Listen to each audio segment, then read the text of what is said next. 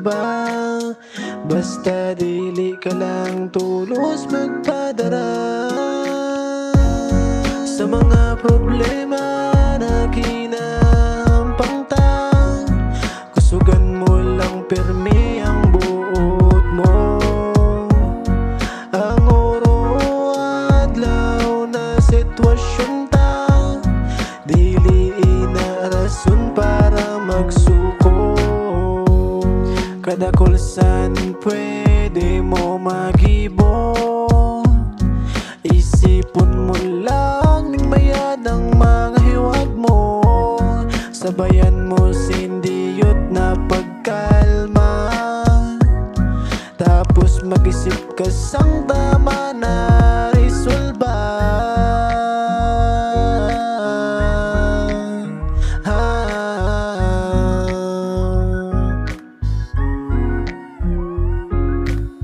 Pag-isipan bayad ang re-resolba, kaya aram ko na makakaya